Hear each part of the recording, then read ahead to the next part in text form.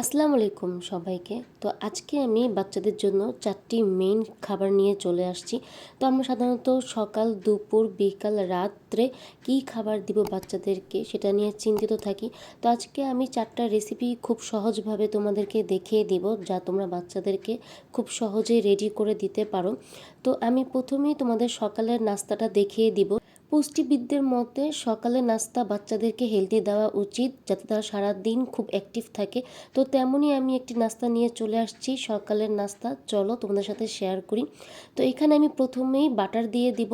বাটারের পুষ্টি গুণাগুণ অনেক, আমরা সবাই মোটামুটি জানি।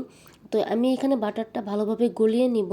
তো বাটারটা তোমরা একদিন পর পর দিতে পারো বাচ্চাদেরকে।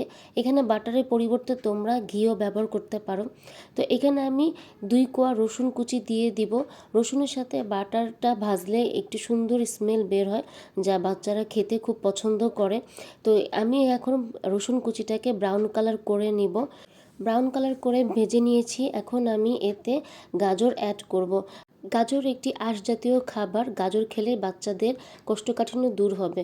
তো এখানে আমি প্রয়োজন মতো গাজর কুচি দিয়ে দিয়েছি। তোমরা চাইলে এখানে গাজর না দিয়েও রান্না করতে পারো। তো এখন আমি এখানে 1 চামচ চালের সুজি নিয়ে নিয়েছি। তোমরা চাইলে এখানে গমের সুজিও অ্যাড করতে পারো। বাচ্চাদের সলিড শুরু করার পর আমরা সাধারণত চালের সুজিটাই প্রথমে দিয়ে থাকি। তো এখন আমি চালের সুজির সাথে গাজর কুচিটা কিছুক্ষণ ভেজে নেব। এরপর আমি এতে পরিমাণ মতো পানি দিয়ে দিব। তো আমি এখন 1 থেকে 2 মিনিট এটাকে নাড়াচাড়া করে নিব। তো এরপর আমি এতে ছোট সাইজের একটি কাঁচামরিচ মাঝখানে কেটে দিয়েছি। তোমরা এখানে বাচ্চা যদি ঝাল খায় অবশ্যই একটি কাঁচামরিচ দিয়ে দিবে। এরপর আমি এখানে সামান্য পরিমাণ লবণ দিয়ে দিব। তারপর আমি এখানে দিয়ে দিব সামান্য পরিমাণে গোলমরিচের গুঁড়ো। এরপর আমি দিয়ে দিব এখানে অরিগানো। তোমরা চাইলে অরিগানো স্কিপও করতে পারো। তো আমি এখানে সামান্য পরিমাণ দিয়ে দিয়েছি, বাচ্চারা যাতে একটু মজা করে খায় এর জন্য। তো এরপর আমি এখানে একটু নাড়াচাড়া করে নিব এবং রান্না করে নিব। বলক আসা পর্যন্ত ওয়েট করব। আমার এখানে বলক চলে আসছে। আমি একটা মুরগির ডিম ফেটিয়ে নিয়েছি। এখন আমি এতে মুরগির ডিমটা ভালোভাবে এটার সাথে মিক্সড করে নিব। অনবরত নাড়তে থাকবো যাতে দলা পেকে না যায়। দলা পেকে গেলে বাচ্চাদের খেতে সমস্যা হবে। তো এর জন্য আমি এখানে নাড়াচাড়া করে ডিমটাকে দিয়ে দিব। তোমরা চাইলে এখানে কোয়েল পাখির ডিমও অ্যাড করতে পারো। আমি এখন ডিমটা দেওয়ার পরে 1 থেকে 2 মিনিট রান্না করে নিব। তো আমার এখানে প্রায় রান্না হয়ে গিয়েছে। তো আমার এই রেসিপিটি যদি তোমাদের ভালো লেগে থাকে অবশ্যই বাচ্চাকে সকালবেলা খাওয়াবে। আর সকালবেলা বাচ্চাকে একটা ডিম দেওয়া যেতে পারে। তো বাচ্চারা সারাদিন খুব ভালো থাকবে। তো সবসময় আমরা সাধারণত ডিমটাকে সকালেই দেওয়ার চেষ্টা করব, কারণ ডিমটা সারাদিন বাচ্চার ক্লান্তিভাব দূর করবে এবং সুস্থ রাখবে। তো এখন আমি সেকেন্ড রান্নায় চলে যাব।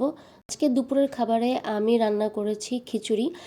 খিচুড়ি বাচ্চারা মজা করে খায়, কারণ হচ্ছে এতে চাল, ডাল এবং সবজি দেওয়া থাকে এবং এক খাবারে সকল প্রকার পুষ্টি গুণাগুণ বাচ্চারা পেয়ে যায়।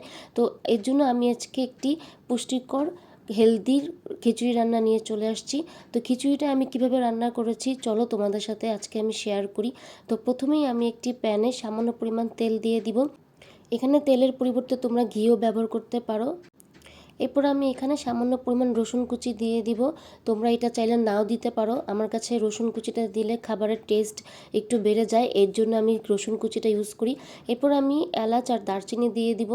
তো একসাথে আমি 1 থেকে 2 মিনিট একটু ভেজে নিব।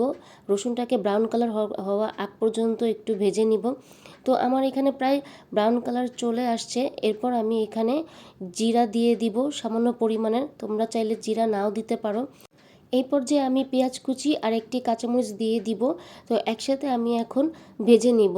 তো বাচ্চাদের জন্য একটু যদি মজা করে রান্না করা হয় বাচ্চারা একটু মজা করে খায়, কারণ ওরাও খুব ভালো টেস্ট বুঝে। তো সেইভাবে আমরা রান্না করব। আমরা প্রায় সময় কি করি, একসাথে বসিয়ে দিই খিচুড়িটা। আমার মতো রান্না করে তোমরা বাচ্চাদেরকে দিতে পারো। মজা করে রান্না করে বাচ্চা অবশ্যই খাবে। এখানে আমি চাল এবং মুসুরির ডাল, মুগ ডাল নিয়ে নিয়েছি। তোমরা এখানে চাইলে মুসুরি মুগ ডাল বদলে অন্য ডালও ইউজ করতে পারো। তো এরপর আমি এতে সবজিগুলো অ্যাড করে দিব। তো প্রথমেই আমি এখানে দিব বরবটি কুচি। তোমরা তোমাদের পছন্দ অনুযায়ী সবজি অ্যাড করতে পারো। তো আমি এখানে গাজর কুচি দিয়ে দিব। আমি গাজর কুচি করে ডিপ ফ্রিজে রেখে দিই সবসময়। আর এখানে আমি দিয়ে দিব অর্ধেক টমেটো। টমেটো খেলে বাচ্চাদের রোগ প্রতিরোধ ক্ষমতা বৃদ্ধি করে এবং কোষ্ঠকাঠিন্য দূর করে।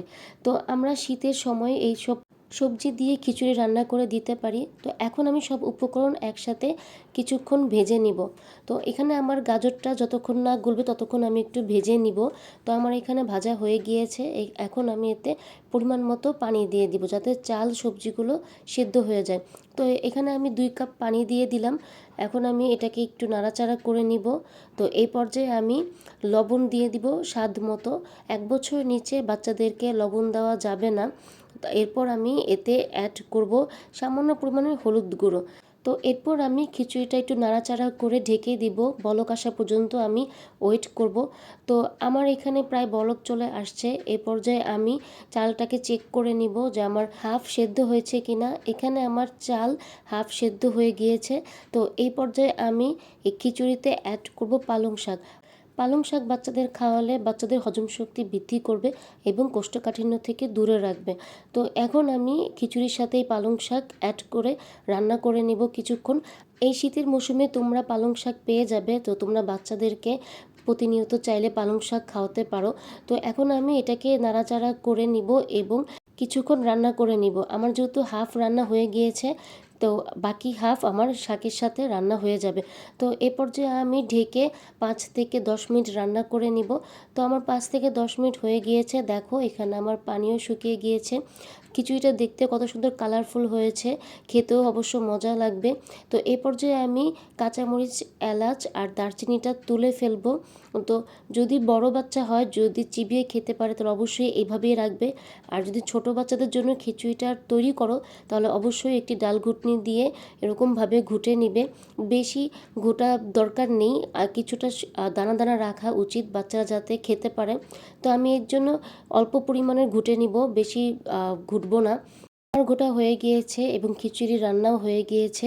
তো এ পর্যায়ে আমি নামানোর আগে সামান্য পরিমাণের ধনিয়া পাতা কুচি দিয়ে দিব এবং নাড়াচাড়া করে নামিয়ে নিব।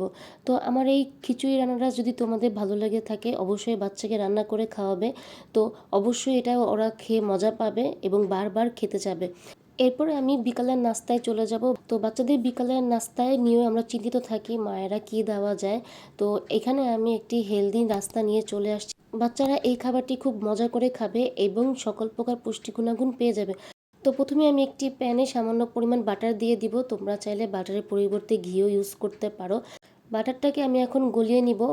এই পর্যায়ে আমি দিয়ে দিব 2 চামচ ওটস। তোমরা এখানে ওটসের গায়ে লেখা থাকে নির্দেশনা কতক্ষণ রান্না করবে, তো সেই অনুযায়ী রান্না করে নিবে। এখানে আমি বাটারের সাথে ওটসটা ভালোভাবে একটু ভেজে নিব যাতে সুন্দর একটি ঘ্রাণ বের হয়। তো আমার এখানে প্রায় ভাজা হয়ে গিয়েছে। এখন আমি পরিমাণ মতো পানি দিয়ে দিব। তো প্রথমেই বললাম তোমাদের নির্দেশনা দেওয়া থাকে, প্যাকেট জাতীয় হোক যেটা কৌটা জাতীয় হোক, লেখা থাকবে কতক্ষণ রান্না করবে।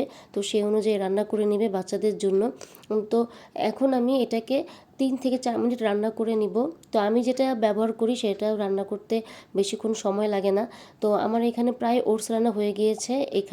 আমার এখানে আঠালো ভাব চলে আসছে। এটা নামানোর পর আরেকটু আঠালো হয়ে যাবে। তো এই পর্যায়ে আমি একটি ছোট সাইজের কলা ইউজ করব। তোমরা চাইলে এখানে কলার বিপরীতে আপেল ইউজ করতে পারো। আমি এখন কলাটাকে ভালোভাবে একটি কাঁটা চামচের সাহায্যে ম্যাশ করে নিব।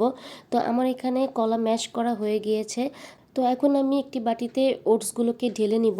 ওটস ঠান্ডা হওয়ার পরে কিছুটা ঘন হয়ে আসছে, দেখতেই পাচ্ছ তোমরা। তো এরপর আমি এতে যে কলাটা ম্যাশ করে রেখেছিলাম এখানে আমি কলাটা অ্যাড করে দিব। তো এরপর আমি এতে অ্যাড করব 1 চামচ বাদাম গুঁড়ো, যেটা আমি বাসায় তৈরি করেছি। সেটা আমার চ্যানেলে দেওয়া আছে, তোমরা চাইলে দেখে নিতে পারো।